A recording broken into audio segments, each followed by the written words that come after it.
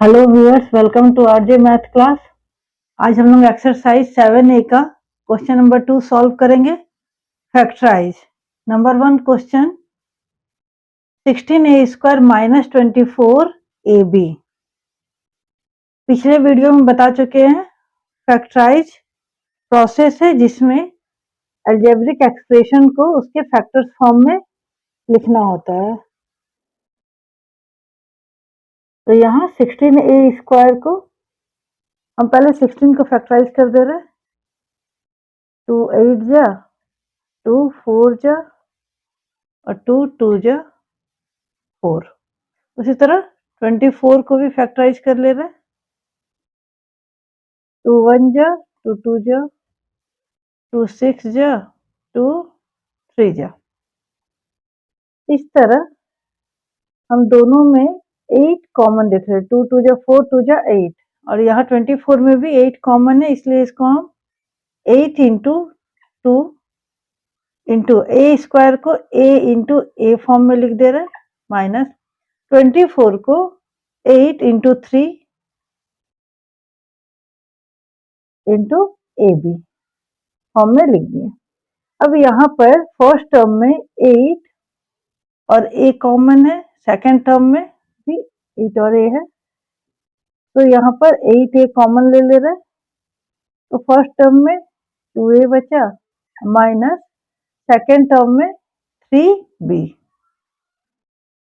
इस तरह 8a और 2a minus 3b given expression का फैक्टर्स हुआ। आंसर और number 2, 15ab² minus 20a² equal to, अभी हम जस्ट फर्स्ट में फैक्टराइज करके दिखाएं, यहाँ क्लियरली दिख रहा है 15 में 5 इंटू 3 a, b² में b इंटू b होता है, लेकिन ब्रेक करके रखेंगे तो और आसानी हो जाएगा। b माइनस 5 4 जा 20 इंटू a² में a इंटू a होता है, कॉमन लेने में आसानी होगा इसलिए ब्रेक कर दे रहे इंटू b। अब यहाँ दोनों टर्म्स में 5a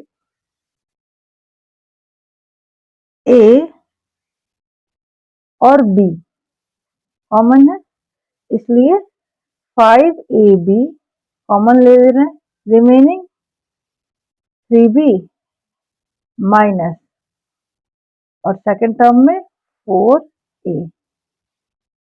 इस तरह 5ab और 3b माइनस 4a फैक्टर्स हुआ। आंसर और number 3, 12x² y³ minus 21x³ y²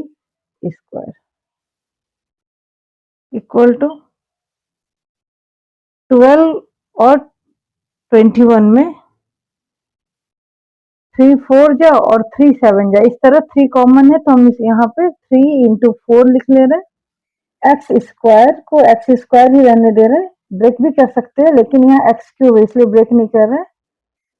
और y³ को हम y इंटू y² लिख ले रहे हैं, माइनस 21 3 इंटू 7, x³ को x इंटू x² लिख दे रहे हैं, इंटू y² को ब्रेक नहीं करे क्योंकि फर्स्ट टर्म में भी y² है, इक्वल टू, अब दोनों टर्म्स में